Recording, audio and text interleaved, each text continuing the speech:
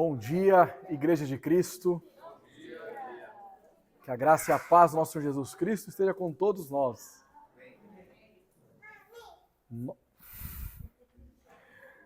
O nosso sermão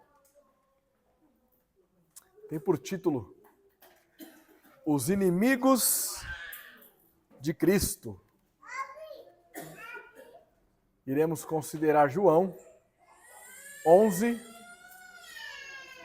45 ao 57. Ou seja, nós vamos encerrar hoje o capítulo 11 de João. Esse sermão, ele vai estar dividido no seu contexto histórico, primeiramente, e também, o único ponto, na verdade, é conspiração contra Cristo. Então nós teremos alguns subpontos aí referente a isso, ok? E a palavrinha-chave para os nossos pequenos, palavra réprobos. Réprobos. Ok? Marcelão vai ter que te explicar, viu? Nossa afirmação teológica. A obra de Cristo fortalece a fé dos eleitos e a incredulidade nos ímpios. Note a duplicidade aqui. A obra de Cristo fortalece a fé dos eleitos e a incredulidade nos ímpios. Meus irmãos, em algum momento de nossas vidas, nós nos consideramos pessoas que estamos sendo perseguidas. Isso muitas vezes acontece na escola, faculdade, no trabalho, ou até mesmo na nossa família. No sentido de que você julga que tem feito as coisas da maneira correta e tem pessoas que estão dando testemunho de que aquilo que você faz está certo, mas ao mesmo tempo levanta-se pessoas com inveja ou por algum sentimento que ela nutriu a seu respeito, e essas pessoas começam a te perseguir. Isso é um exemplo bem tradicional em nosso mundo. Todos nós aqui poderemos lembrar de alguma situação que lá no nosso trabalho, aquele miserável, eu estava fazendo as coisas certas e ele lá querendo me fritar para o chefe. Não é assim?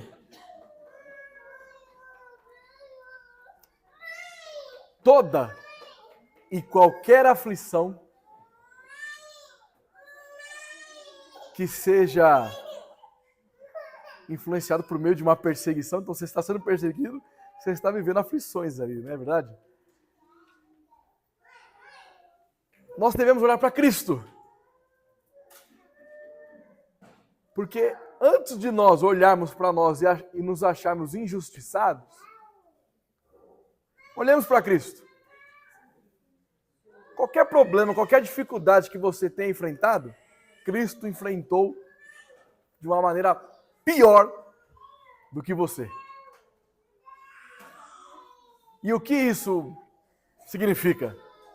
Significa que se você se encontra, ou se você remói no seu coração aquela pessoa que te perseguiu, ou que te persegue, somente Cristo vai nos trazer o descanso. Somente Ele vai nos fortalecer, vai fazer com que a nossa fé seja firme, convicta nele, de tal maneira que nós não vamos nos importar por essas perseguições, sabe? Vamos ao texto. Então, João 11, 45 ao 57. Muitos, pois, dentre os judeus que tinham vindo visitar Maria, vendo o que fizera Jesus, creram nele. Outros, porém, foram ter com os fariseus e lhes contaram dos feitos que Jesus realizara. Então, os principais sacerdotes e os fariseus convocaram o sinédrio e disseram: o que estamos fazendo? Uma vez que este homem opera muitos sinais, se o deixarmos assim, todos crerão nele. Depois virão os romanos e tomarão não só o nosso lugar, mas a própria nação. Caifás, porém, um dentre eles, sumo sacerdote naquele ano, advertiu-os, dizendo: vós nada sabeis, nem considerais que vos convém que morra um só homem pelo povo, e que não venha a perecer toda a nação. Ora, ele não disse isto de si mesmo, mas sendo sumo sacerdote naquele ano, profetizou que Jesus estava para morrer pela nação. E não somente pela nação, mas também para reunir em um só corpo os filhos de Deus que andam dispersos. Desde aquele dia resolveram matá-lo, de sorte que Jesus já não andava publicamente entre os judeus, mas retirou-se para uma região vizinha ao deserto, para uma cidade chamada Efraim, e ali permaneceu com os discípulos. Estava próxima a Páscoa dos judeus, e muitos daquela região subiram para Jerusalém antes da Páscoa para se purificarem. Lá procuravam Jesus, e estando eles no templo, diziam uns aos outros: que vos parece? Não virá ele à festa? Ora, os principais sacerdotes e os fariseus tinham dado ordem para, se alguém soubesse onde ele estava, denunciá-lo a fim de o prenderem. Amém? Vamos ao nosso Deus em oração. Pai, graças te damos porque reconhecemos que o seu Filho amado, Jesus Cristo, suportou aquilo que nós jamais suportaríamos. Nós te damos graças porque nós somos o povo seleto do Senhor. E porque o Senhor, sendo gracioso, nos concedeu a fé para que pudéssemos crer e confiar nas promessas de Deus. Que nessa manhã o Senhor revele a tua palavra em nossos corações e que nós venhamos aplicá-la em nosso dia a dia para a tua glória, em nome de Jesus. Amém.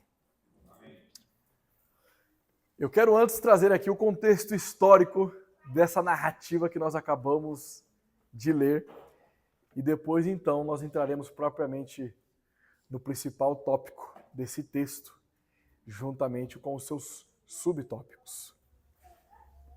Queridos, histórias de milagres no Novo Testamento, estando ali com Jesus Cristo, muitas vezes ocorre aplausos, regozijos das testemunhas e não necessariamente a sua rejeição. Por mais que aquelas pessoas que estão ali atônitas pelo milagre, elas não rejeitam aquilo. Elas aplaudem. Entretanto, outras ocasiões, como essa aqui, por exemplo, ocorre também a rejeição de algumas pessoas presentes. Aqui, nessa perícope, ou dessa parte do texto que nós estamos trabalhando, ela é uma continuação do milagre de Jesus Cristo ressuscitando Lázaro. Mas note que até semana passada, a ênfase estava em Jesus indo e depois realizando o milagre. Não é verdade? Mas agora nós temos uma transição textual aqui que está enfatizando agora a perseguição dos fariseus referente a Jesus Cristo. Então, Cristo, ao realizar o milagre, o texto diz aqui que muitos creram nele. Em contrapartida, tinha aquelas outras pessoas lá, que no nosso linguajar popular aqui da Zona Leste, Fernando, nós iríamos falar aquele X9, foram lá denunciar Jesus Cristo. Não é verdade? E aí, o que os fariseus fazem? Eles convocam um sinédrio. Essa palavra talvez, acho que é a primeira vez que nós ouvimos, desde quando nós estávamos lá na Criarte até hoje, acho que, se eu não me engano, eu acho que é a primeira vez, não me recordo de ter falado. Não é não? Já foi? Mas eu vou recapitular então para aqueles que... aqueles que não sabem o que é essa palavra sinédrio. São tantas palavras que nós vamos nos esquecendo. Mas beleza. Sinédrio era uma espécie de uma Suprema Corte, onde eles se juntavam ali os mestres da lei para julgar aquelas pessoas que eles entendiam que estavam ameaçando a paz. Mas notem, os fariseus, fazendo muito esforço para compreendê-los, eles tinham uma preocupação um tanto legítima com a ascensão de Cristo. Porque indivíduos que eram vistos como Messias eram perturbadores da paz. E é gozado isso, né? Porque eles esperam o Messias, mas sempre que alguém se levantava, eles achavam que era um perturbador da paz. Por quê? Porque o Messias que eles esperavam não era o Messias vindo da vontade de Deus, mas segundo a vontade deles. Então, Jesus Cristo, como não tem nada a ver com esses fariseus aqui, na concepção deles, era o perturbador da paz.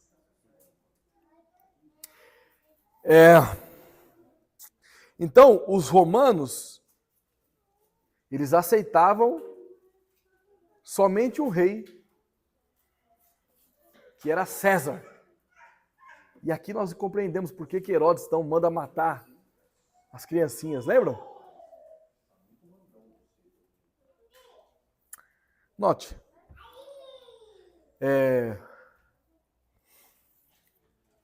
Roma não queria um rei, um sacerdote e um profeta.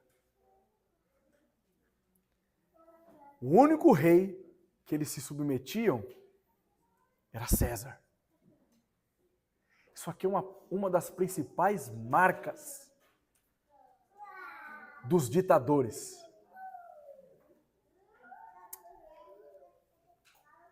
Um certo filósofo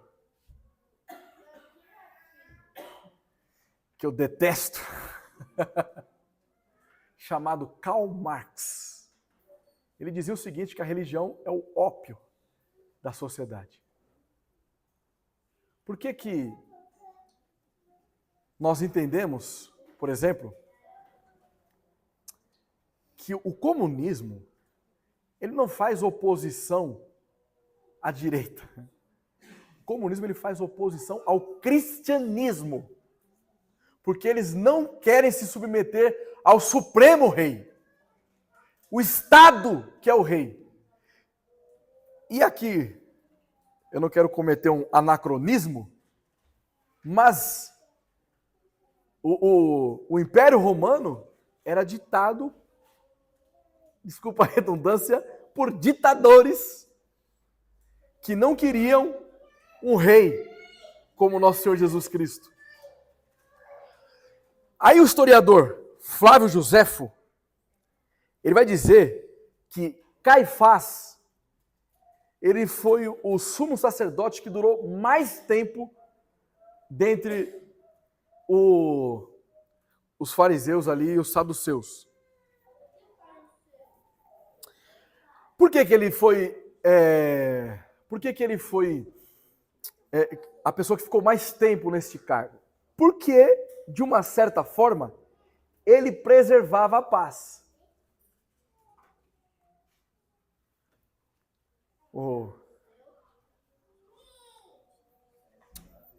Eu gosto de utilizar uma expressão que o Leonardo usa bastante. Meus irmãos, é Cristo ou o caos. Ele preservava a paz com Roma porque ele não fazia nenhum tipo de oposição a Roma. Ele era simplesmente um vendido a Roma. Transvestido de uma falsa religiosidade. Daqui a pouco nós vamos bater um pouquinho mais nele. Esse miserável. Então assim, o sumo sacerdote ele presidia o sinédrio. E essa expressão que ele utiliza ali, ó, vós não sabeis de nada. Isso aqui, claramente, é o cúmulo da ironia joanina. João aqui, quando ele está relatando o que está acontecendo aqui, ele é irônico.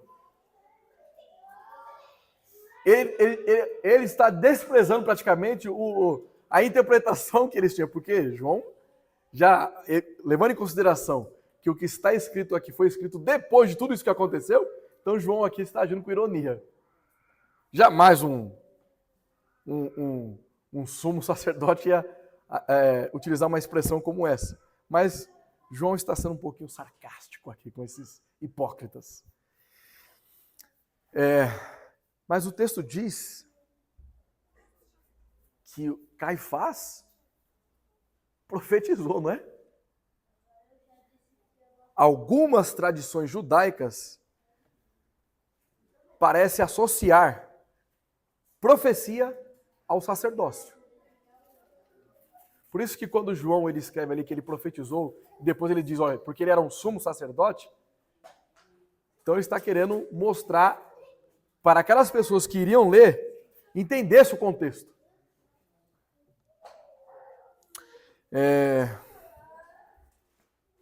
Deixa eu fazer uma leitura aqui para os irmãos. Os pátios do templo dispunham de inúmeros tanques para o ritual de purificação. Certo? Os que vinham de longe, especialmente na diáspora, naquela separação, né, na dispersação, desejavam chegar cedo para garantir que estariam puros para a festa. Quem estivesse impuro por tocar em um cadáver, precisaria chegar ao menos com uma semana de antecedência. E note, tinha bastante fariseus ali na casa de Marta e de Maria, né? Então, talvez aqui explica muito bem o porquê que muitos estavam indo. Lógico que não é todos, mas muitos. Talvez passaram ali pela casa de Marta e Maria, talvez tiveram até um contato com Lázaro ou com qualquer outra pessoa, então por isso que eles estavam querendo chegar ali antes do evento da Páscoa para que eles fossem purificados. Percebem? E aí no final, eles ficam tão atônitos procurando Jesus Cristo. Como é que um mestre, uma pessoa com tamanha notoriedade, não está aqui presente na festa? Eles não podiam conceber a ideia de que Jesus não participasse de um evento daquele. Porque na verdade, eles não estavam preocupados com a presença de Cristo. Estavam preocupados em querer prender e matar Jesus Cristo. Ok? Então, esse aqui é só o pano de fundo para nós entendermos agora a questão prática desse sermão. Então, aqui, nós temos um único tópico: conspiração contra Cristo. E quando nós temos um único tópico, nós temos vários subtópicos. Primeiro dos subtópicos. O maior milagre público de Jesus tem um duplo efeito. Vamos olhar os versículos 45 e 46. Na verdade, seria até o restante, 57, mas eu vou ler só o 45 e 46. Muitos, pois, dentre os judeus que tinham vindo visitar Maria, vendo o que fizera Jesus, creram nele. Outros, porém, foram ter com os fariseus e lhes contaram dos feitos que Jesus realizara. E agora, do versículo 46 ao 57, a única coisa que nós vamos perceber aqui é a trama desses fariseus contra Jesus. Ok? Então, no versículo 45, nós percebemos aqui essa parte dessa dualidade do milagre de Jesus Cristo. Quando Jesus ele ressuscita Lázaro, muitos daqueles que estavam ali creram em Jesus Cristo. Então, é essa ideia de que aquelas pessoas tiveram fé. E, no outro lado, outras pessoas tiveram ainda mais incredulidade. Certo? O que isso significa? Note na parte A do versículo, logo no início, diz o quê? Muitos. Não é todos. Somente os eleitos de Deus são movidos à fé. A fé, ela não é um objeto de toda e qualquer pessoa. Nem tampouco de todas as pessoas. Mas a fé é um dom gracioso que Deus concedeu ao seu povo seleto. Deus nos elegeu para a salvação, e sendo nós pessoas salvas, é porque Ele colocou fé para que nós pudéssemos crer naquilo que Ele faz. Olha essa narrativa dividida em algumas partes que eu destaquei sobre o propósito do milagre de Jesus Cristo. Primeiro deles, o milagre fortalece a fé de Maria e Marta e dos discípulos. Lembram-se que estava cheirando mal, não mexe. Mas, ao realizar o milagre já no quarto dia, ali tem um aspecto de divindade do nosso Senhor Jesus Cristo. Somente Ele poderia fazer tal milagre. Esse milagre levou muitos judeus que antes eram hostis para com Jesus a crerem nele. Muitos estavam ali só para acusar ele, viu? Mas vai ressuscitar depois de 4 dias? Me engana que eu gosto. Muitos estavam com esse tipo de sentimento.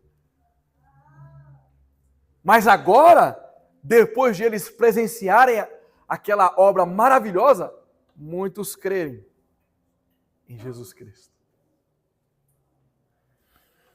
Mas, por outro lado, o milagre de Cristo acrescentou mais amargura aos seus inimigos, que agora, numa sessão oficial do Sinédrio, começam a conspirar contra Jesus. E isso causou grande excitação entre as multidões da Páscoa em Jerusalém. Então, tudo o que está acontecendo aqui é um reflexo do que Jesus acabara de realizar a respeito do milagre. Entre os não eleitos, a realização do milagre de Cristo nada causou. Então, se diante de um milagre tão extraordinário não pôde levar a mente dos réprobos ao conhecimento da verdade, o que nós podemos esperar nos dias de hoje? E nós não podemos perder aqui o sentido daquele milagre. Lázaro ressuscitando do mundo dos mortos é a obra vicária de Cristo na cruz por nós. Quando nós estávamos mortos em nossos delitos e pecado, Ele nos deu vida, e vida com abundância. Agora, esse é o maior milagre de todos. Nem a abertura do Mar Vermelho, nem Jesus andando sobre as águas. O maior milagre que Deus fez é fazer de nós povo seleto, exclusivo, para a sua própria glória. Pessoas que eram inimigas da cruz de Cristo, estar aqui no dia do Senhor, em celebração do culto a Deus, orando, glorificando e se alegrando nele para sempre. Mas não espere que por meio do milagre que Cristo fez na sua vida, pessoas vão vir até Cristo por causa de você.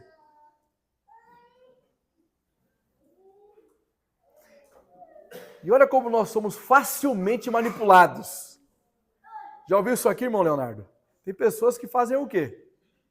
Olha, se aquele artista se convertesse, ia arrastar a multidão. Mas se o meu pai, que é o pilar da minha casa lá, ele fosse convertido, então toda a minha família ia vir. Não é verdade.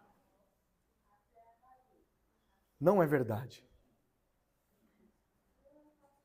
Sabe por quê? Porque aquelas pessoas que são incrédulas, elas não são incrédulas por ausência de evidência. Porque você, como um cristão salvo, é a evidência de que existe um Deus poderoso para trazer vida a quem estava morto. Então elas têm evidência e olham para você e ainda assim não são convertidas. Pelo contrário, elas atacam. Ei, isso aí está dando dinheiro para o pastor. Não, isso aí é só temporário. Não, isso aí você não é feliz. Você não é alegre, você não pode mais fazer isso. Você é crente, então você não pode fazer isso, não pode fazer assado. Como se o cristianismo fosse um conjunto de regras daquilo que pode e não pode fazer.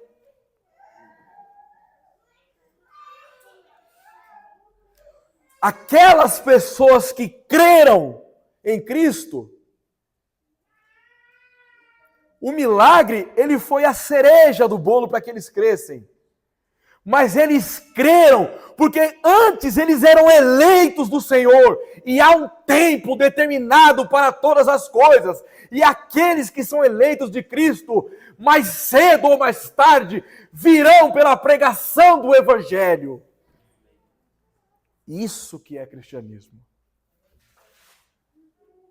Por isso que nós afirmamos, a obra de Cristo fortalece a fé nos eleitos e a incredulidade nos perdidos. Versículos 47 e 48. Então agora nós vamos entender o segundo subponto. O Sinédrio é convocado. A Suprema Corte é convocada. O STF foi convocado aqui agora. Veja só. Então, os principais sacerdotes e os fariseus convocaram o Sinédrio. Disseram: o que estamos fazendo? Uma vez que este homem opera muitos sinais. Se o deixarmos assim, todos crerão nele. Depois virão os romanos e tomarão não só o nosso lugar, mas a própria nação. Aqui, nós estamos vendo um povo religioso completamente medroso. A maior preocupação deles era tirar a paz dos romanos, olha, dos ímpios. É brincadeira. Então, assim, note o seguinte. Eles, os judeus, estavam com um dilema. Se eles deixassem Jesus continuar com o seu trabalho, os romanos virão e tomarão o nosso lugar. Não é isso que eles falam? Vamos entender essa expressão nosso lugar. Na literatura judaica, essa palavra lugar poderia se referir metaforicamente, primeiro, ao Senhor, à terra prometida, a Jerusalém ou ao templo. Mas aqui, especificamente, o clímax está embutido no templo. Por quê? Porque o templo, ele era localizado na Terra Santa, lá em Jerusalém, que é a Terra Prometida, e o templo é onde Deus habita. Então, a preocupação deles era o quê? Olha, se Jesus continuar assim, os romanos vão acabar, nós vamos tirar a paz dos romanos e os romanos vão tirar o nosso lugar, o nosso templo. Se os irmãos fazerem um estudo ali a partir de Atos, Estevão e o apóstolo Paulo também foram acusados de profanar o templo e ser um perturbador da paz. E aqui nós vemos então o contraste dentre os religiosos versus os eleitos de Deus. Porque, note, em nenhum momento eles querem saber, se aprofundar a respeito de Cristo. Cristo é o Messias enviado. Ele é o Emanuel, Deus conosco. E o que eles fazem, a preocupação deles é com o quê? Com o templo. Sabe o que isso significa? Que no meio do povo de Deus, quando eles estão reunidos, tem as ovelhas, mas tem os bodes. O bode ele tem uma característica muito específica. Sabe por quê? Porque ele está disposto a matar e a morrer pelo templo. Ele está transvestido de piedade. Então, ele é o primeiro na lista para vir lavar a igreja, fazer um trabalho de marcenaria, de elétrica. Ele faz tudo pelo templo físico. Mas ele é tão negligente com a sua própria família. Ele não evidencia um novo nascimento. Ele tem aversão a se reunir com o povo de Cristo. Para ele, estar ouvindo a mensagem do Evangelho é um peso, é um fardo. É cansativo, por isso que ele dorme no culto. O bode, se você falar para ele fazer qualquer coisa aqui, ele vai fazer. Relacionado ao templo. Mas se você discipulá-lo e exortá-lo, chamá-lo ao arrependimento, sabe o que ele vai te dizer? Sabe o que ele vai te dizer, Mateus? Ele vai olhar para você e vai falar assim, você é muito rígido, muito rigoroso, você é um puritano. E o pior, ele ainda fala para as pessoas o seguinte, o Leonardo e o André pregam aquilo ali, mas não é bem assim. Na prática é outra coisa. Ele ainda chama nós de mentiroso ainda. Não pode ser assim. Não é dessa forma. Não é tão rígido assim. Eu sei que eles estão ali para ensinar, mas não é possível que eles aplicam isso.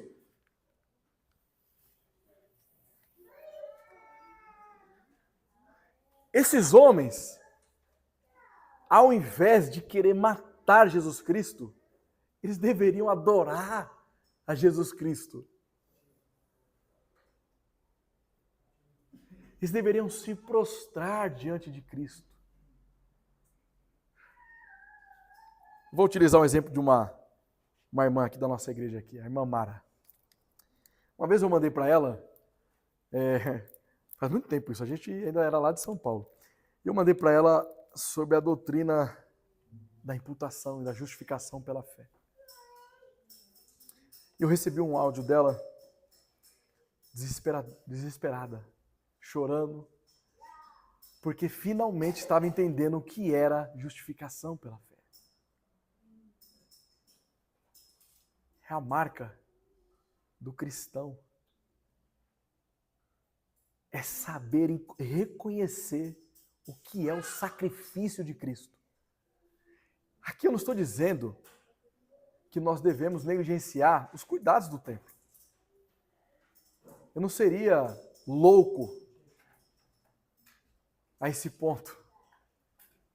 Mas o que eu estou dizendo é igual, por exemplo, vou utilizar um exemplo bem peculiar dos nossos dias presentes agora. As pessoas estão agoniadas com a nossa sabatina. Queridos, mais importante para nós é sabermos que vocês são crentes. Você pode errar 2, 3, 4, 5 perguntas da sabatina. Mas o principal é a evidência de um novo nascimento. Os crentes que devem fazer parte da igreja de Cristo. E note a loucura dos ímpios. Eles desejavam matar aquele que chama os mortos à vida.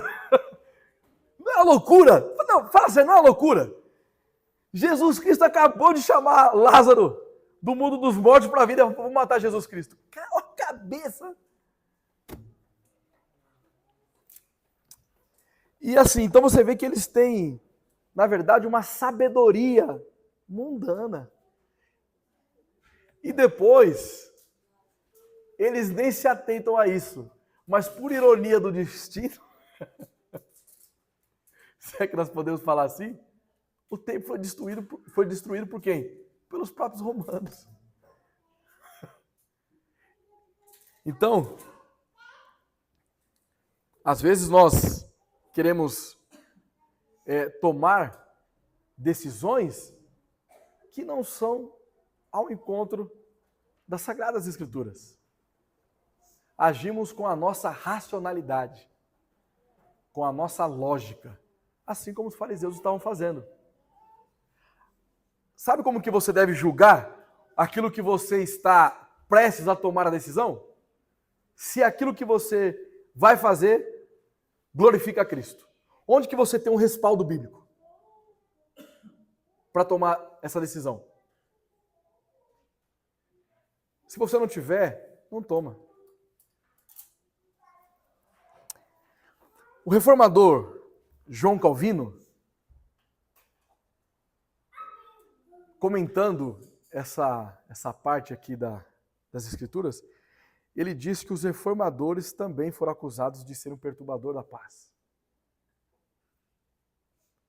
Mas, olha que loucura, né? No contexto de Jesus, Roma era inimiga dos religiosos ali. Só que no contexto de Calvino, Roma era tido como se fosse a igreja de Cristo. Os católicos estavam ali nesse contexto. Mas eles estão ali agora perseguindo aqueles que querem glorificar somente a Deus. Terceiro subponto, dos versículos 49 ao 52. Chegou a hora de nós bater um pouquinho no Caifás. A profecia surpreendente de Caifás. Dos versículos 49 ao 52, vamos ler.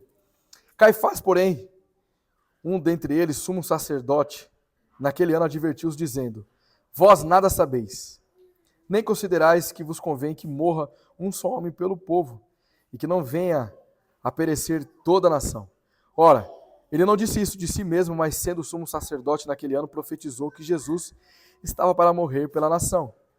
E não somente pela nação, mas também para reunir em um só corpo os filhos de Deus que andam dispersos. A profecia de Caifás levou o Sinédrio a pensar que a segurança da nação poderia ser garantida pela morte de um homem. Então, a necessidade de que tal pessoa morresse resultava de um raciocínio prudente. Na concepção deles, claro, né? Qual a conclusão lógica? Se Jesus continuar com a sua obra, com o seu ministério, e as pessoas começarem a seguir Jesus Cristo, a nação vai o quê? Perecer. Primeira lógica do raciocínio de Caifás aqui. Numa segunda parte, significa o quê? Então, se a nação vai perecer, nós devemos matar Jesus Cristo, então a nação será salva. Então, a conclusão lógica é: Jesus tem que morrer. Percebe a perversidade aqui de Caifás? E, vale também aqui agora um destaque especial quanto a isso. Nos estudos que eu fiz, eu percebi que todos aqui sabemos que os sacerdotes, eles eram da linhagem de Arão, da tribo de Levi. Só que teve um líder militar chamado Pompeu, e também o rei Herodes, exterminou com todos os sacerdotes da linhagem de Arão. Então, nesse momento aqui, já não são mais sacerdotes, sumos sacerdotes que eram da linhagem direta de Arão. Agora são pessoas vendidas ao sistema. Então, esse Caifás aqui, ele, na verdade, ele era um falso sumo sacerdote. Ok? E ele traz um conselho, então, imprudente. Queridos, um conselho imprudente de um ímpio, ele impede que você conheça a verdade. Caifás estava, de alguma forma, obscurecendo a verdade dos seus companheiros ali do Sinédrio. E nós devemos prestar muita atenção quem anda nos aconselhando.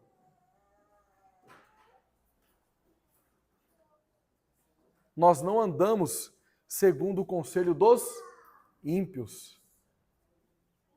Salmo 1, não é verdade? Faz algum sentido para vocês agora?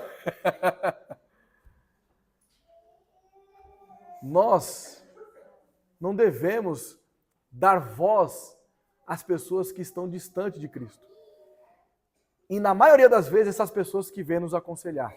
Então você tem uma discussão com o seu cônjuge, o seu principal conselheiro é um amigo ímpio fracassado no casamento dele, ou então uma amiga ímpia que já está no seu 3º divórcio, e é essa pessoa que está te aconselhando. É alguém que não produz nada no reino de Cristo, que não dá nenhuma evidência de um novo nascimento, mas que aconselha você como você deve agir diante da sociedade. Ela vem, então, ela vomita sobre você somente moralismo, sabe? É o que eu acho que você deve fazer. Seu pastor falou assim, o mundo hoje é diferente, não é que nem na época da escritura, não. Então os pastores não sabem nem o que eles estão falando, o contexto aqui é diferente. É isso que o ímpio vai te falar. O ímpio vai chegar em você e vai falar assim que não é errado você agir contrário às normas da sua empresa que você trabalha. Não tem problema não, pô. Isso aí todo mundo faz. Na escola, na igreja você não pode fazer nada, Hernani. Como assim? Isso é um conselho dos ímpios. Deve estar longe da igreja de Cristo. Nós não nos aconselhamos com ímpios, nem nos nossos momentos de aflições e angústia. Porque às vezes nós estamos tão desesperados com a saúde de um ente querido, ou talvez uma situação financeira. Então nós rejeitamos nos aproximarmos do povo de Deus e vamos nos aconselhar com os ímpios. E eles ainda falam que é o jeitinho brasileiro. Perversos. Agora, por que, sendo Caifás um falso sumo sacerdote, ele profetizou? Como assim? Deus usa até os ímpios se ele quiser. Usou a jumenta. Balaão, um falso profeta também. Ele foi usado por Deus para abençoar Israel, meu irmão. Ciro, ele diz que ele é o rei do mundo, ele disse na escritura que ele era o rei do mundo inteiro e que Deus o colocou ali. Ele era ímpio, mas em nenhum momento Deus deixou de estar no controle das coisas.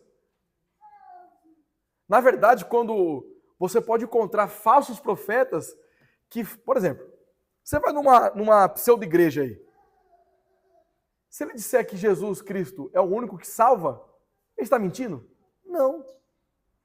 Mas essas verdades não fazem sentido racional para a vida deles. Porque eles afirmam que somente Jesus salva, mas logo em seguida eles apelam para as obras. Por isso que muitos de nós saímos de contextos heréticos, de falsas igrejas, porque em algum momento nós ouvimos um relapso da verdade. Mas os eleitos de Cristo, eles não permanecem nesses lugares. Eles saem dessas falsas igrejas e vão para a igreja de Cristo.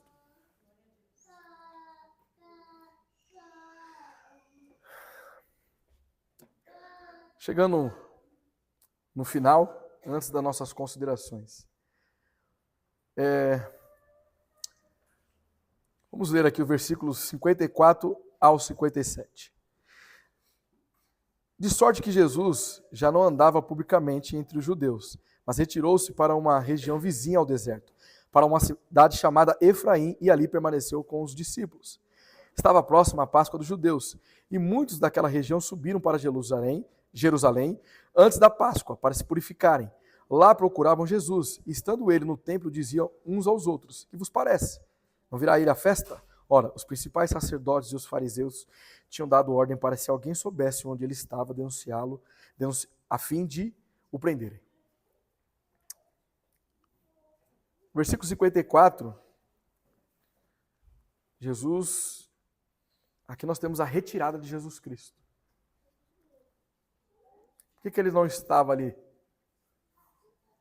naquele ambiente, naquele contexto? Nós temos aqui algumas lições importantes. Nós precisamos saber o momento e a hora oportuna de fugir. Quantas vezes no Novo Testamento Jesus ele não se retirou do meio da multidão? Quantas vezes? E sempre é seguido da seguinte expressão: não era chegada a hora. Por quê? Somente Deus sabe a hora exata.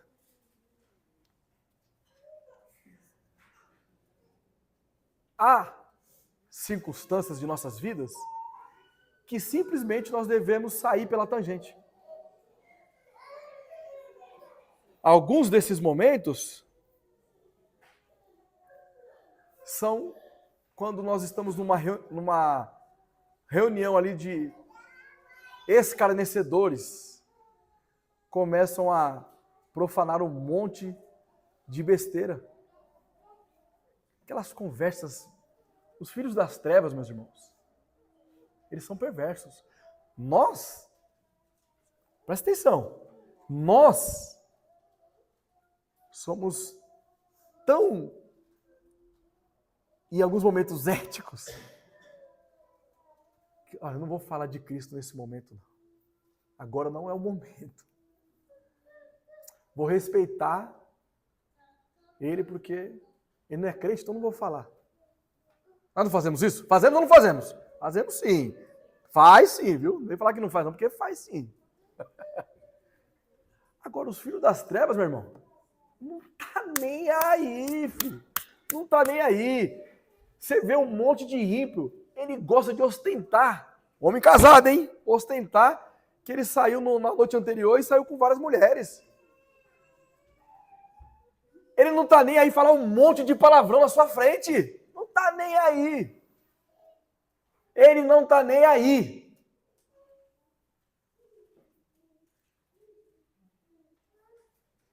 Nessas circunstâncias, ou falamos de Cristo, ou vamos embora. Que não é. Ó, é o seguinte, eu caminhei com você até aqui, mas não dá para eu ficar aqui com você. Porque se você não sabe respeitar aquilo que eu creio, você não serve para estar do meu lado. É simples assim, meu irmão. Ah, mas é meu amigo. Não importa. Ah, mas é minha tia. Não importa. Se afastem desses amigos ímpios. São inimigos de Cristo. Eles militam contra a causa do Evangelho. Não servem para estar do nosso lado. No segundo momento, quando nós aprendemos o porquê que nós temos que sair, como Jesus também sai, muitas vezes, é que nós não devemos colocar o Senhor à prova. Não confiem nos seus corações. O coração do homem é enganoso. Não confiem na sua sabedoria. Não acha que você vai conseguir, que você não vai.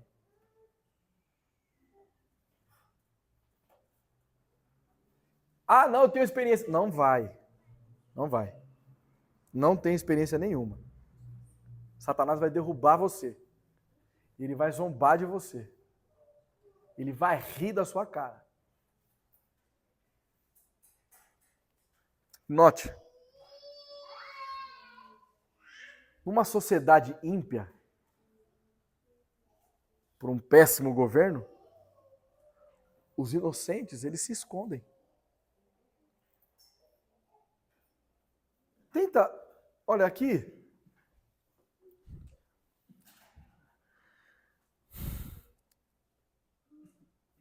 Nosso país ele é muito mal administrado. Mas ainda assim nós gozamos de certa liberdade religiosa.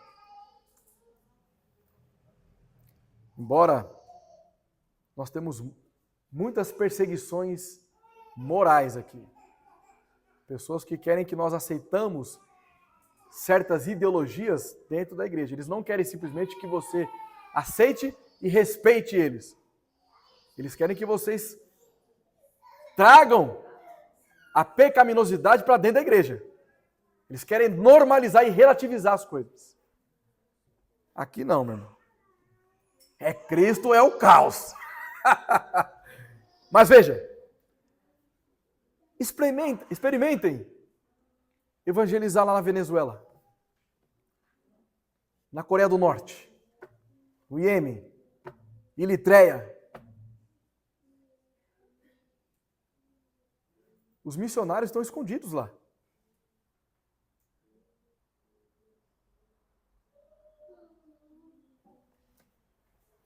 Aqui, os fariseus e os saduceus aqui, eram eles quem estavam no controle ali da religiosidade do povo de Israel. Mas são tudo ímpios, tudo perversos, que não aceitam a graça de Cristo. Então, ao invés de se prostrar e adorar, eles estão tentando matar Jesus Cristo. Percebem? E Jesus Cristo, o texto diz que ele vai para Efraim. Efraim, no hebraico, significa crescimento. Então, de uma certa forma, vocês lembram como nós iniciamos aqui, o primeiro versículo? Muitos dos que estavam lá creram. E eles eram o quê? Judeus também, os que creram. Então, Jesus, ao ir para Efraim, tem, um certo sentido, um apontamento para o que havia de vir. Ou seja, vocês já não mais vão conseguir, vocês que creem em mim, vocês não vão ficar mais aqui nessa zona de conforto, onde aqui é dito que é o templo e a habitação de Deus aqui. Mas não é verdade. Deus não está aqui. Se eu não estou aqui, Deus não está. Então, todos aqueles que creem e confessam que eu sou o Senhor e Salvador, vão ter que sair da sua zona de conforto.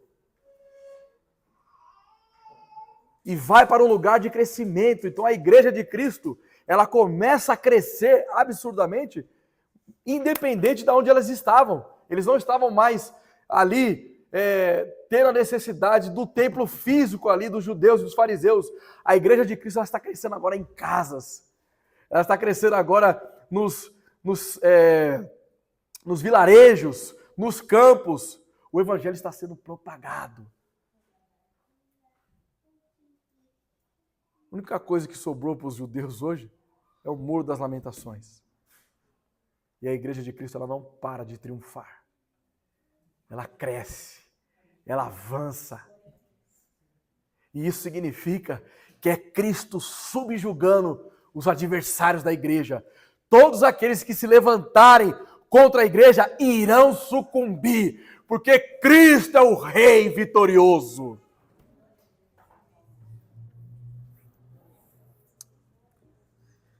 Olha, nós temos aqui então a procura por Jesus Cristo nos versículos 55 e 56.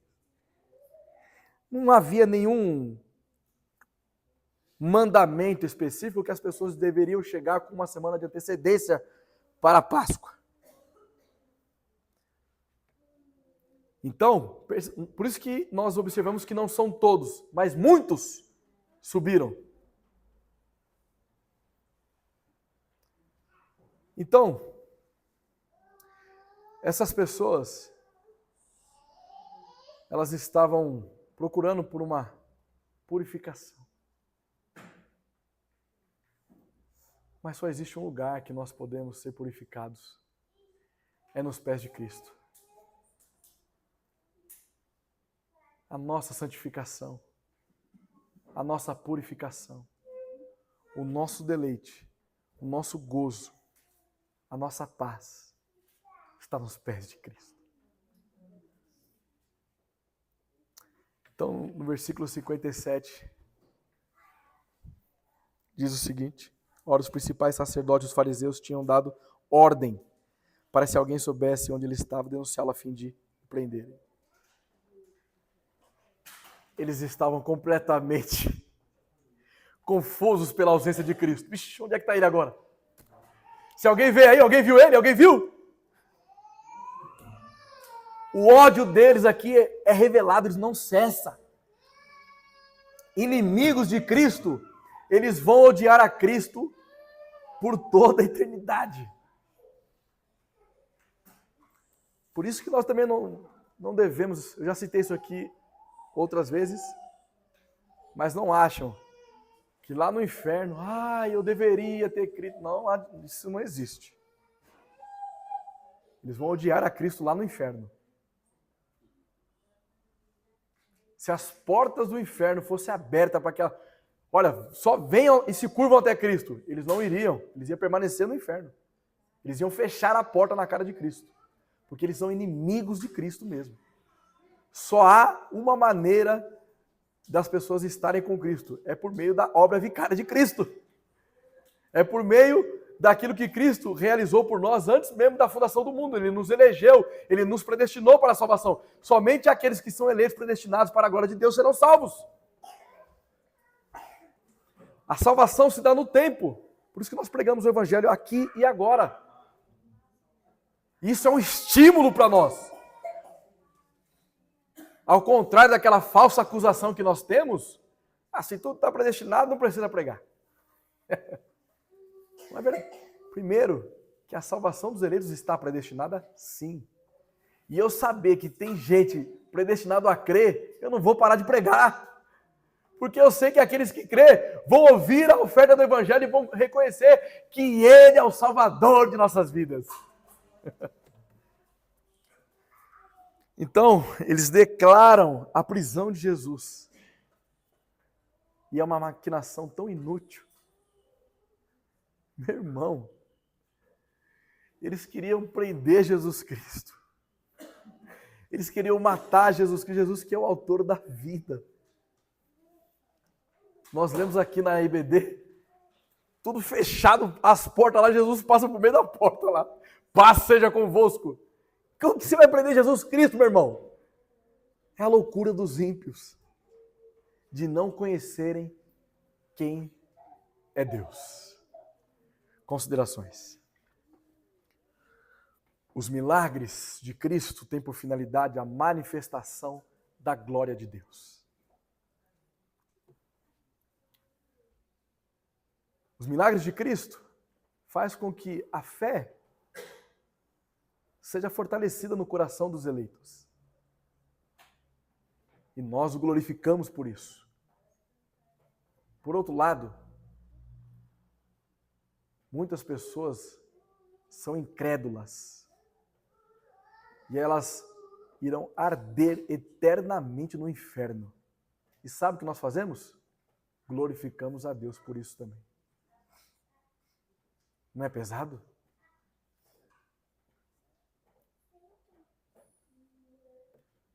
Deus, ele é os seus atributos. Ele é infinito, ele é eterno, ele é amor, ele é santo, ele é poderoso. Já estou respondendo o catecismo para vocês, hein? E Deus é justo. É justo que Deus condena pecadores. Faz parte de quem Deus é. É louvável e Deus deve ser glorificado na condenação dos ímpios. Que não tem água com açúcar não, meu irmão. Aqui nós bebemos o chantilly, mas também o café amargo. Cristo, essa dualidade, né, de você despertar a fé nos eleitos e aumentar a condenação nos réprobos, são coisas que vai permanecer até o fim dos tempos.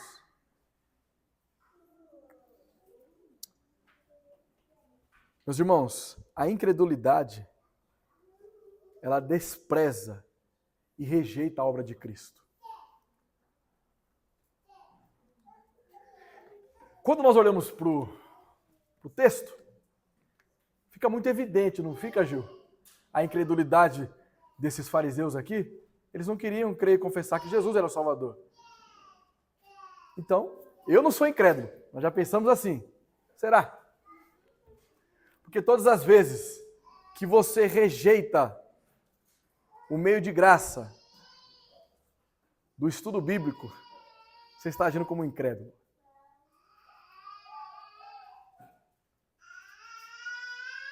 Quando você negligencia a oração particular, sua devoção pessoal, você está agindo como um incrédulo.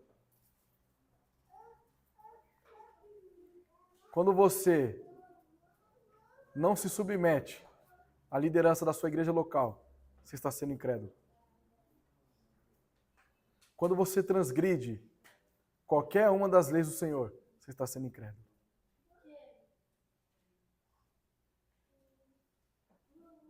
Quando você deixa de pregar o evangelho, quando você teve a oportunidade, você está agindo como incrédulo.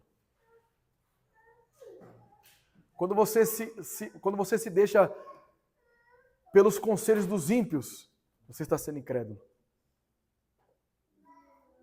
Quando você desobedece seu pai e a sua mãe, crianças, vocês estão sendo incrédulos. Quando vocês, pais, suscitam a ira nos seus filhos, vocês estão sendo incrédulos.